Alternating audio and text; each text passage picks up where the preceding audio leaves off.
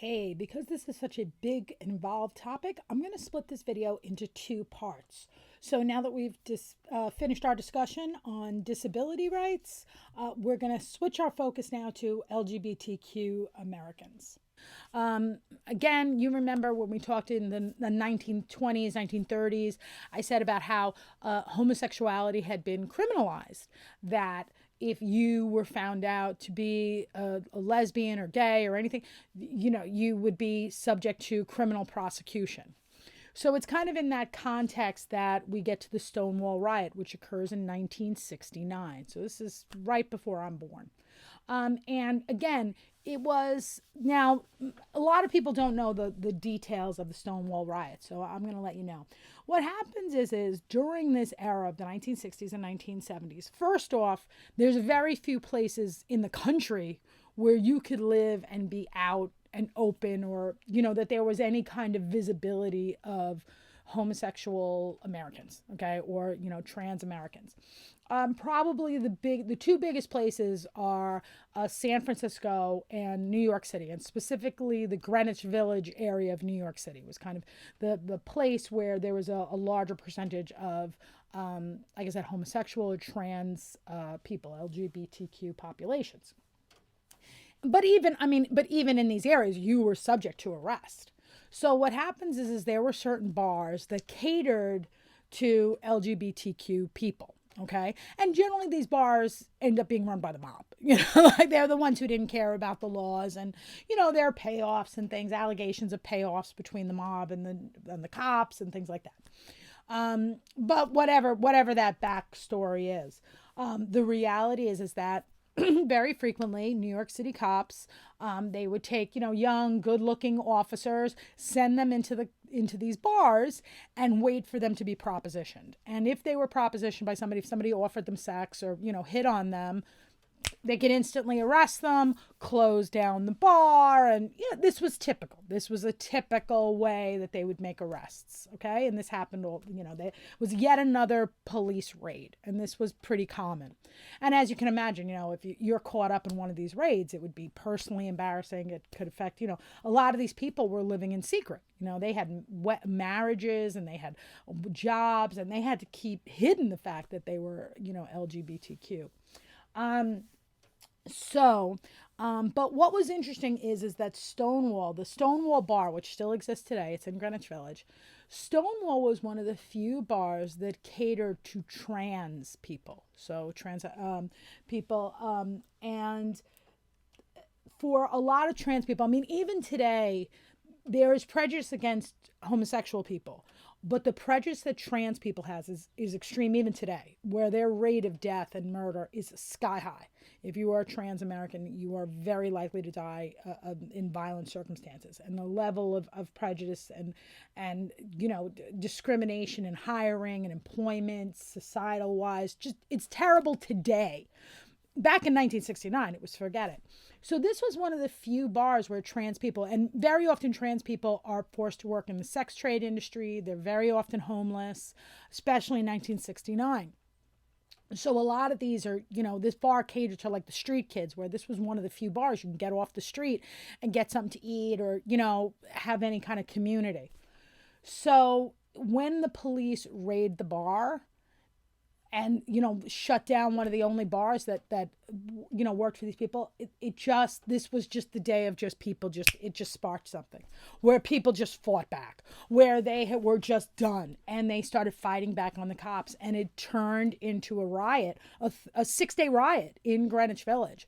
And it starts with trans people, but then other people of the neighborhood kind of fight back against the police and against the prejudice and the way they were treated.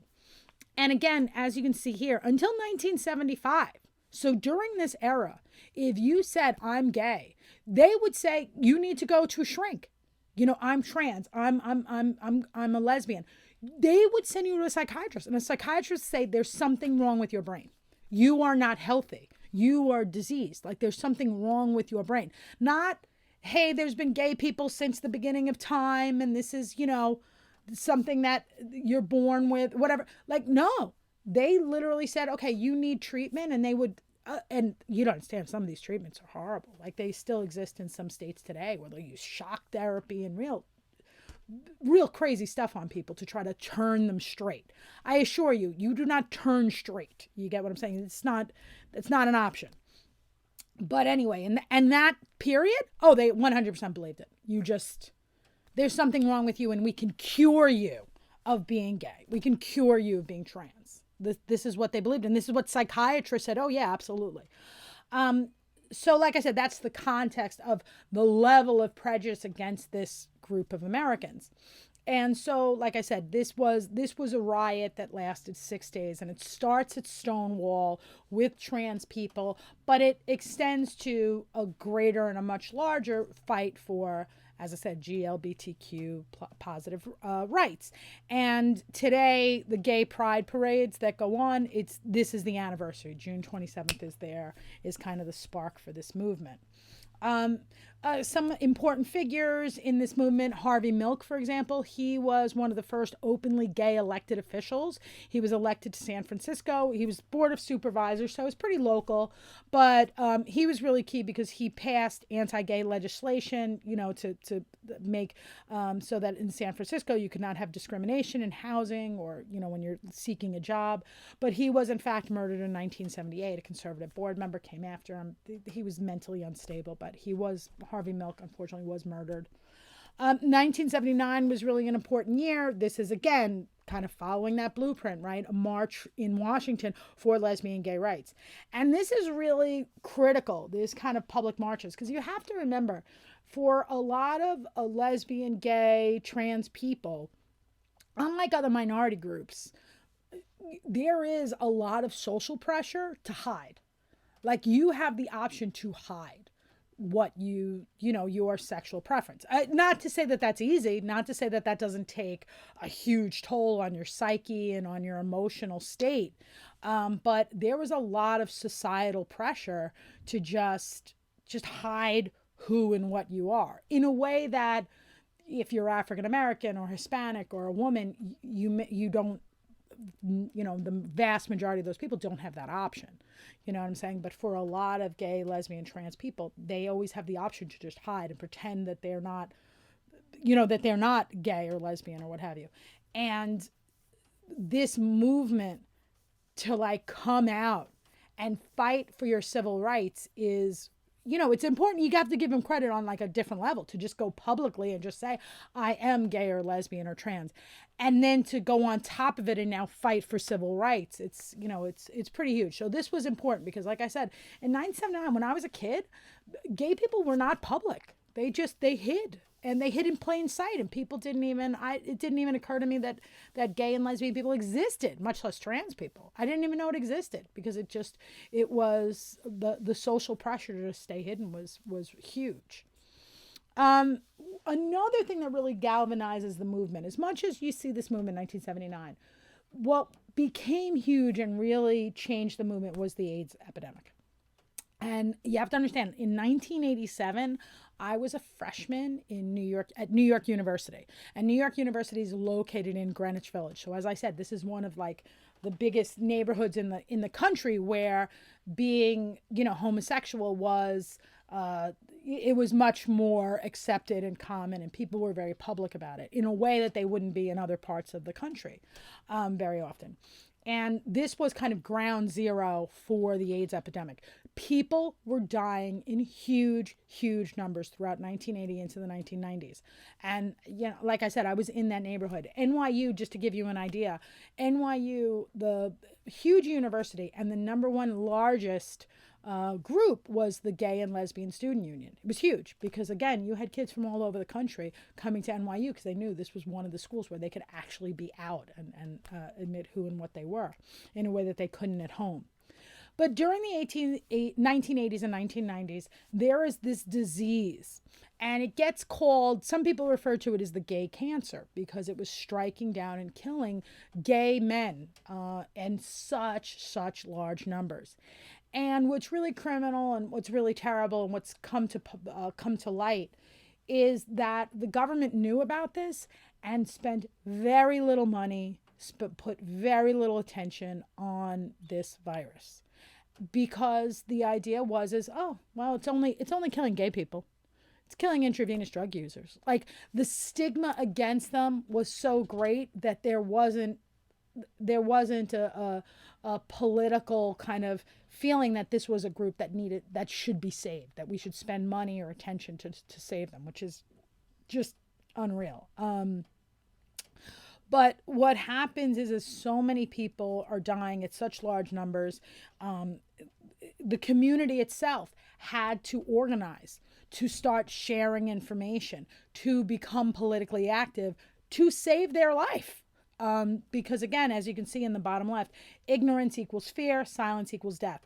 The amount of fear against people with AIDS, people didn't know how AIDS was transmitted. So if they found out you were sick, people didn't want to touch you. People would fire you. People would kick you out of your home. They thought you were like a plague carrier.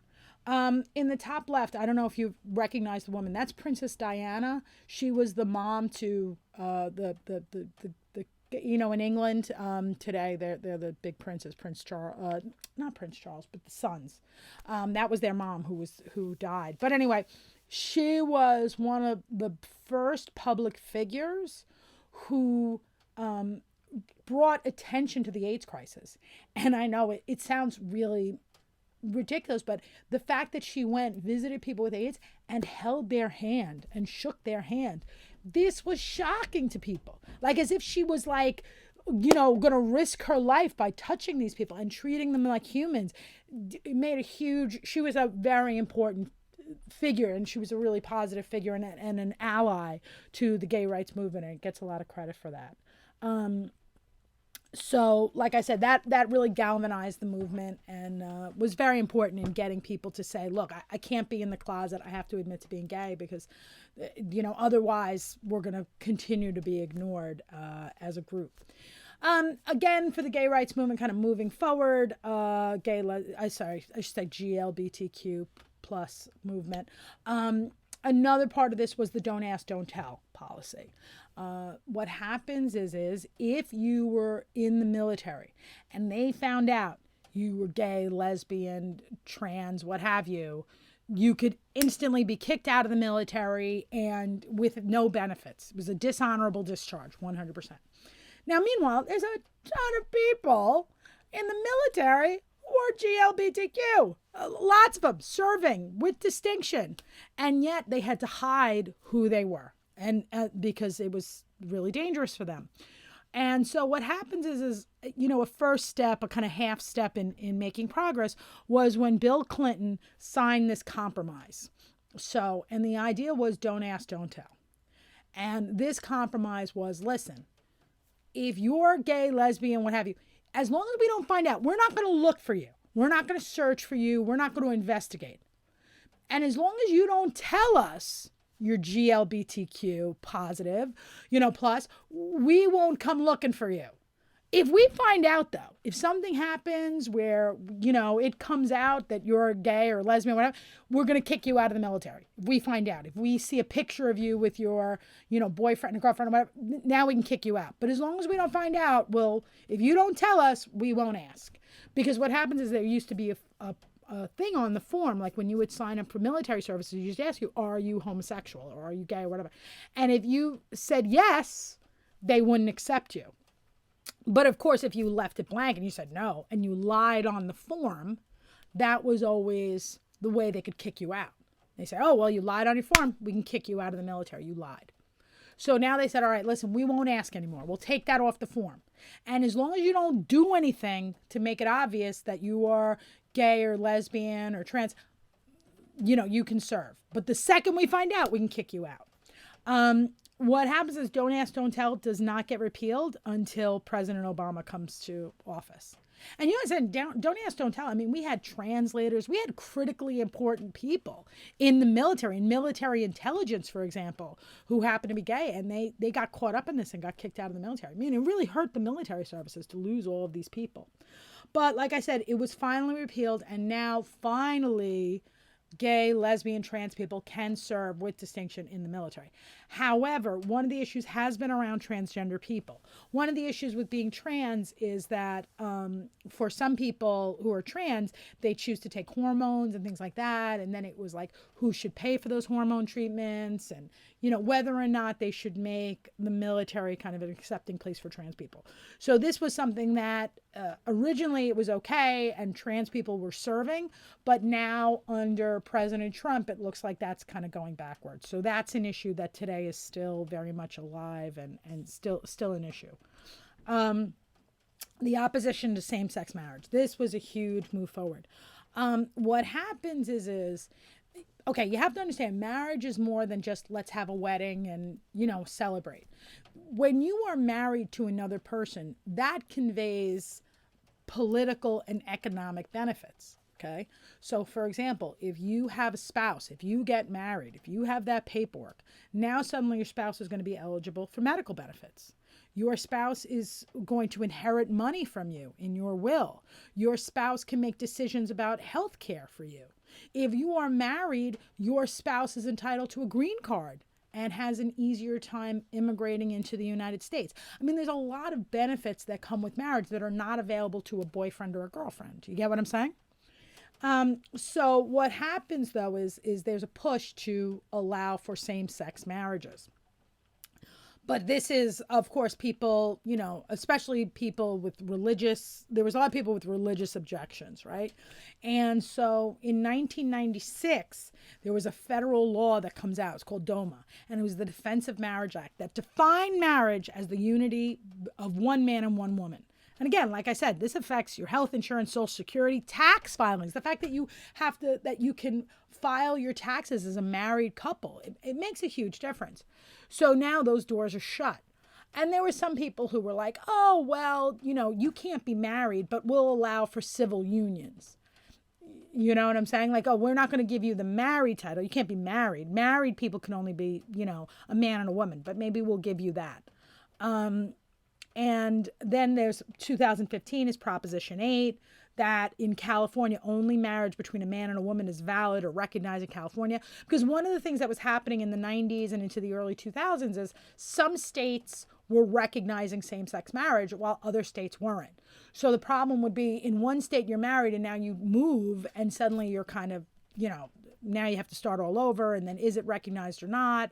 Divorce. If you get married in one state and you have a gay marriage in one state and now, same-sex marriage in one state, and now, you decide to get divorced, the divorce laws are kind of messed up because is recognized as a marriage or not, and that type of thing. But both of these are now today would be considered unconstitutional because of a couple of different states, like Lawrence v. Texas, is an important law because, this is kind of on the movement to allow same-sex marriage. You may not realize it, but there were many, many states where sodomy, so that's, sex, involving the back end, right? Okay, the third input. I don't know how to phrase this in a way that I'm going to put this on YouTube and not get in trouble. But, sex between two men, okay? Let's put it that way. And I should say, not just sex, but like penetrative sex between two men. I'll put it that way. Form of penetrative sex that is engaged in with two men, or it could be a man and a woman, let's be real. You always have that option. That was actually criminal. That was criminal. You go to jail for that. And that was the way they would pick up people and put them in jail. They made this sex act illegal. And let's be real. Do you think the federal government cares how you're having sex? Nobody cares. It was a form of discrimination against homosexuals. And in Lawrence v. Texas, they say, listen, this is a violation of due process. You're two consenting adults. What you choose to do in your bedroom, you knock yourself out. This is crazy. So this finally makes that unconstitutional. All those laws, anti-sodomy laws now become unconstitutional. U.S. v. Windsor found DOMA to be unconstitutional because they said it violated the Fifth Amendment because of equal protection under the law. So these two cases kind of set the groundwork for what was Oberfeld versus Hodge. This is in 2015. So this is very, very recently.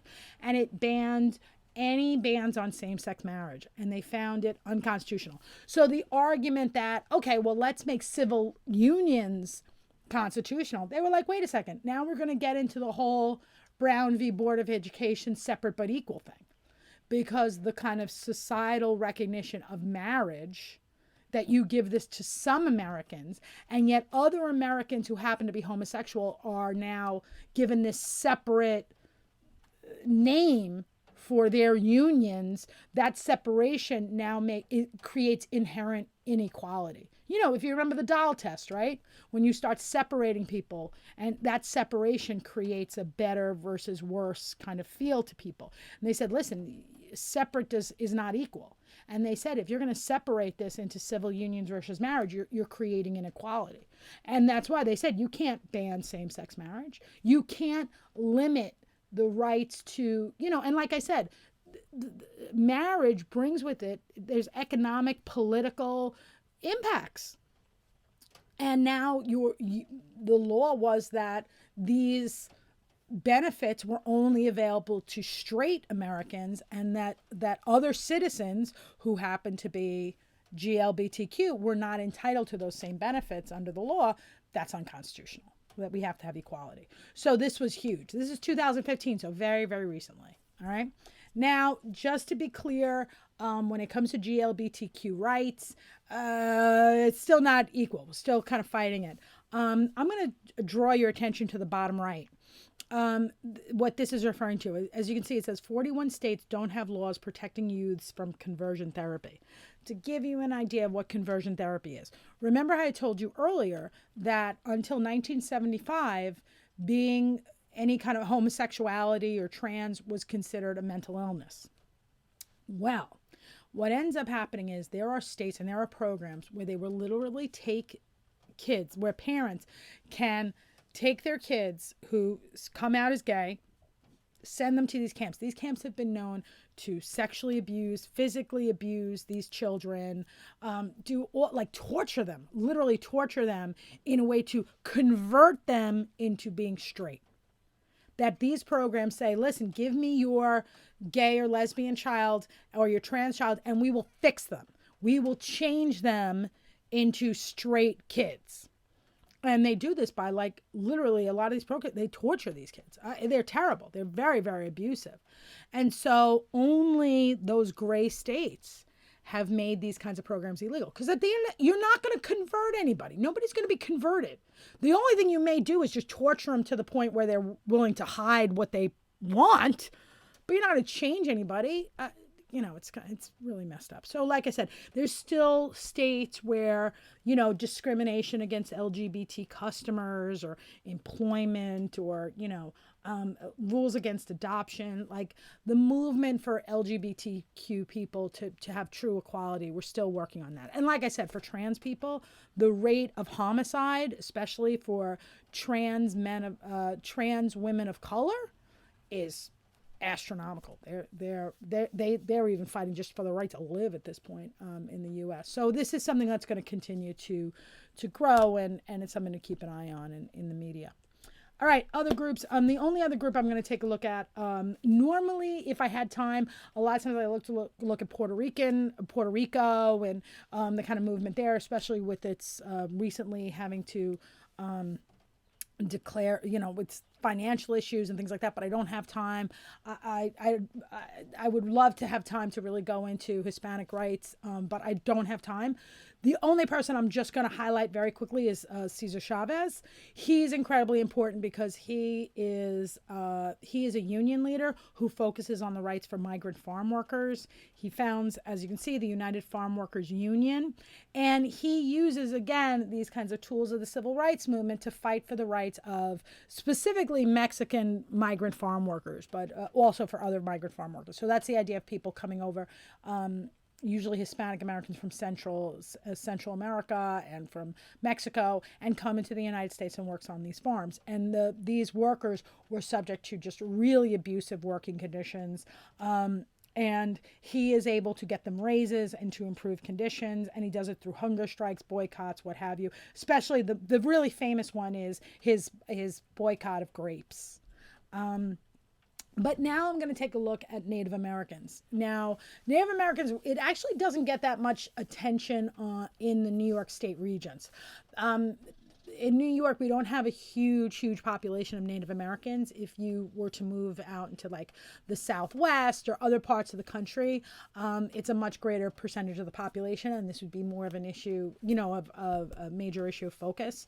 But I think it's really important to kind of look at Native Americans today because, in the study of U.S. history, we look at Native Americans at the founding of our country, and we look at, the Trail of Tears. And if we're going to look at them, in a historical perspective, I think it's important to really take some focus on where they're at now, even if it's not in the curriculum. So bear with me. Just be aware that for Native Americans, if you choose to live on the reservation, so if you remember that whole reservation system where Native Americans were pushed off, if you remember, the reservations tended to be areas really far away from urban areas. So it's like in the middle of nowhere. They were not areas with great, they weren't good for farming. They were, usually really just really cheap, poor quality land. And what ends up happening is very often, if you choose to live on these reservations, granted, you don't have to pay taxes and, you have cheap housing, but there's also no jobs. You're in the middle of nowhere. It's not like you can commute to the city for work, right? Very poor healthcare, very poor education. You don't have a huge tax base. You don't have a lot of money on these reservations to support these programs. And as much as the federal government is supposed to be providing for these people, the amount of money they get is very, very low. So in recognition of this, there's a push for relocation. That, maybe if we take these Native Americans off these reservations, bring them into the cities, they can assimilate into the cities and they can get the benefits of urban living just like other minority groups. But what ends up happening is, it's an abject failure. Because remember, Native Americans still want to hold on to their culture. And, there being a lot of people fight against it. And, if you're poor on the reservation, a lot of times you come into the city and you're poor in the city too. So you go from poverty to poverty, and then and plus with the added piece of losing that connection to family and losing your culture. So there is a movement in 1968 to expand the Bill of Rights to extend to Native Americans. Like I said, it wasn't until like the mid-20s where Native Americans were recognized as U.S. citizens, but now to give them greater civil rights starts in 1968. One of the big movements is this pretty interesting. This happens in the 1969 to 1971, which was the occupation of Alcatraz Island by the Indian Civil Rights Organization. This American Indian movement, right? This is where you have Native Americans, American Indians fighting for greater civil rights. So recognizing, like you said, you can see it here, economic independence, that they want to get recognition and respect for traditional culture, more legal rights, what have you. And again, the restoration of illegally seized land. The U.S. government is infamous for making these treaties with Native American tribes and then backing out of them and not following them. So in one movement, it was something like where if there was federal land and it wasn't being used, that it could be taken by Native Americans, something like that. There was some law like that on the books. And so, according to this law, what happens is Alcatraz Island, which you may know about, it was basically this tiny island off the coast of California, and it used to be a federal prison. But then the federal prison was abandoned. So it was federal land, but it was basically abandoned land. And so Native American people were like, well, according to this treaty, this abandoned federal land, we can take it. So we're gonna take Alcatraz Island, according to the terms of this treaty, we can have it. So they end up occupying the island for a couple of years, and they build schools in there, and they're living in the island. But what ends up happening is the federal government says, oh, no, we want that land back now. They don't like the idea of the Native Americans living there. So they cut off their food supplies and water supplies and things like that. And it's a big standoff. So the group ended up disbanding in 1978 because, the leaders, as you can see, but it was a pretty powerful movement at the time. Native American legislation, again, kind of running it through. You remember the Dawes Act, right? That was the one that had the Indian schools, right? Forced assimilation. That is finally reversed in the 1900s. And that's where Native Americans finally gain more control over the politics and the running of the reservations. 1972, you have an Indian Education Act. So there's greater funding in Native American schools. Now, just so you know, the funding on reservations is pitifully small compared to the funds that go into state schools. They are severely underfunded. Really, the conditions in schools on the reservations are very, very bad. But this was at least a start to try to get them some kind of money. 1978, Indian Child Welfare Act. This comes out of the fact that what happens is on the reservations, first of all, you're kind of set up into a situation where it's very hard not to be impoverished on the reservations. Like I said, there's very few jobs there and things like that, and conditions are pretty tough. So what happens is you would be a child living on the reservation, and child services could come in and say, oh, well, you're living in poverty. We're going to take your kids away. And they would take the kids away and then place these kids with white families. They would take them off the reservation and place them with white families. And so a lot of Native American kids were growing up without their culture, and they were like, dude, this is like a form of cultural genocide, where you keep taking our children away. So the 1978 Indian Child Welfare Act is a way to kind of reverse that, to say that you can't take kids off the reservation, you have to leave them on the reservation. There have been some, issues around this because sometimes, as much as you want to keep kids on the reservation, there have been kids who have been subject to really severe physical or sexual abuse, and you're not able to get them out of there. And, there's no perfect solution. But this law comes out of a recognition that, like I said, you were just taking so many kids off the reservation, they were losing touch with their culture. 1990s, finally, you get the Native American Grave Protection and Repatriation Act. What happens is museums are filled with Native American objects, sacred objects, that they just stole out of people's graves. They would dig up the graves of Native Americans and just steal everything and then put them into museums. And it was like, whoa, this is very wrong. How can you're just stealing from our stuff? This is like a form of, again, it's almost like imperialism, where you kind of go in and just taking all these resources out of the Native American lands and making money off of it and benefiting from that and stealing it from Native Americans. So this is a move to kind of try to get these things back. It's not perfect because, if you go into a museum, and, not for anybody who's seen Black Panther, that's how the movie starts, right? Because the same thing was happening in Africa, and, in Egypt as well. So, but anyway, that's a separate topic. One of the big modern issues affecting a lot of Native American people is the environment. That there has been, the federal government, the U.S. government, has been engaging in these pipeline projects to increase the amount of fuel available, and so they're running pipelines. One of them would have run a pipeline through tribal lands and water sources. And of course, if you know anything about an oil pipeline, every once in a while they happen to leak. So I don't know that you want a pipeline that has the potential to leak going through, first of all, your sacred land, but also through your water supply. You end up killing people. But this is the types of things that are happening. The Dakota Access Pipeline, again, the same idea.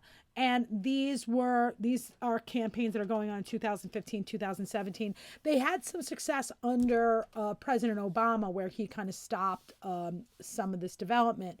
But under Trump basically has continued these projects. So they've been unsuccessful stopping these.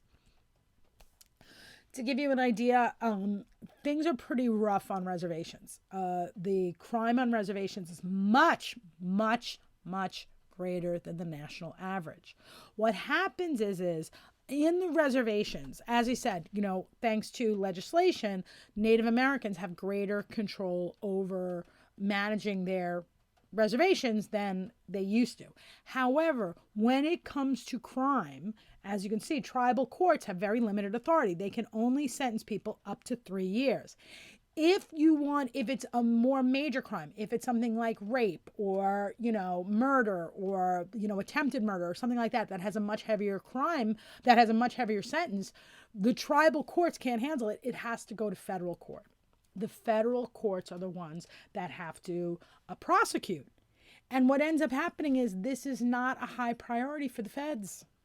And so what ends up happening is, as you can see, American Indian women are 10 times more likely to be murdered. They are raped 4 times the national average, and more than 1 in 3 Native American women have either been raped or experienced an attempted rape. So because it's just not enforced and it's not prosecuted at the same rates as it would be in other parts of the country. And again, the Justice Department has a really poor record of prosecutions, as you can see, especially when it comes to rape for women. It's a crisis in education. As you can see, 78% of Native Americans live outside the reservations. 70% live in urban areas. So again, like I said, because of the poverty on the reservations, because of the lack of jobs, a lot of Native Americans are forced to live in the cities, which is fine. But even if you live in the cities, what you see is that the dropout rate for Native Americans is 2 times the national average, and generally Native American children are disciplined at higher rates. So we see, the data seems to suggest that Native American students are subject to really bad discrimination in schools and the way they're treated by law enforcement and in education. Housing on reservations is terrible.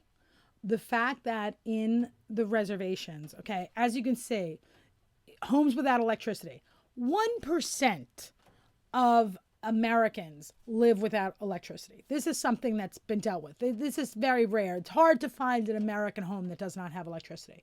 And yet on the reservation, 14% of Native Americans live without electricity. 20% of homes on reservations, that means 1 in 5. 1 in 5 homes on a reservation don't have water. They don't have plumbing. They don't have adequate sewage. They don't have toilets that work. They don't have a complete kitchen. And then homes without telephone service, more than half don't even have telephones. So again, the poverty on a reservation, as you can see by the graphic, this is something that you would expect in a third world country, but yet the level of services and things like that on many reservations. And I get it. Some people try to say, well, what are you talking about? I've heard about Indians making tons of money with casinos. And let me throw this out there, just to let you know. There are, like I said, the movement to create reservations generally was to give them really, really bad land, low quality, what have you, and stick them in the middle of nowhere. So with that, there are some exceptions where some of the reservations, they were in these areas, and lo and behold, at the time when they gave them the land, they didn't know that the land included oil or included important resources or things like that. So there are some exceptional reservations that have gotten lucky where they do have valuable natural resources on their land that they can either mine or whatever. So that's one level. Second is there are some reservations that are located near urban areas. Okay. So what happens is if, let's say, you're on a reservation and you're close enough to areas that have a high population, you do, as a reservation, have the authority to pass laws and to make gambling legal. Okay. So normally, for example, in New York State, normally you can't just have casinos wherever. It's not legal in our state. But if you're on an Indian reservation, you can pass whatever rules you want. So there are Native American reservations in the tri-state area that were able to say, all right, we're going to make casinos legal, and then they start gambling operations. And because they're close, people will drive an hour or 2 hours to get to these reservations to be able to gamble. And so this makes a lot of money for the reservation. But you have to also keep in mind, most of the time when they're building these hotels and these casinos, the reservation itself generally does not have that knowledge base. And they have to bring in outsiders to run the casinos and to help them organize it. So what you find is even when they do build casinos, the money that's made out of the casinos, the reservation only gets a fraction of it. A lot of the money goes to outside corporations and to, outsiders who have been hired to work in these things. But it does bring them some income. So, they've made that decision and it's worked out well for some Indian reservations. But the reality is that most reservations are located in the middle of nowhere. If you are 4, 5, 6 hours outside of an urban area, nobody is commuting to your reservation to gamble. You are out in the middle of nowhere. No one is available. No one is going to travel to you. You can knock yourself out, make it legal, but you're too far away for it to be a moneymaker. So the reality is it's only, that option is only available to a small number of reservations. That's why you have this level of poverty in many of the Native American reservations. In addition, right now, today, I literally just got this off the internet today. The coronavirus is really highlighting the inequalities in the healthcare system of these Native American tribal areas. Right now, today, the Navajo Nation is being ravaged by the coronavirus. As you can see, New York, which was the epicenter, which we had it the worst with coronavirus, just the worst with the number of people dying. And we have, as you can see, over 1,700 cases per 100,000 people. So we're one of the worst. And the Navajo Nation has us beat when it comes to the rates of infection. And you have to remember, in the Navajo Nation, because they have such because there's such poverty, they end up having a lot more underlying conditions. They have a lot fewer hospitals. Their healthcare system isn't as advanced as it is in New York. So a lot of these people are going to end up dying. And they're much more vulnerable to this virus. And you have to remember, and a lot of them now, the healthcare system can only handle so many people. So they're having to fly them out into the bigger cities to be treated, and they're going to die at a much higher rate. In addition, even something as basic as not having water. The fact that, as I showed you, a lot of these reservations, the people don't have running water. How are you going to keep your house clean? How are you going to clean off things? If somebody in your house is sick with coronavirus, how are you going to keep the house clean? How are you going to be able to, to keep up with this? It's just, like I said, this coronavirus is making it obvious about the inequalities for Native American people, of American Indians in our country. All right, with that, I'm going to leave it. So thank you so much for your attention. I will see you next time.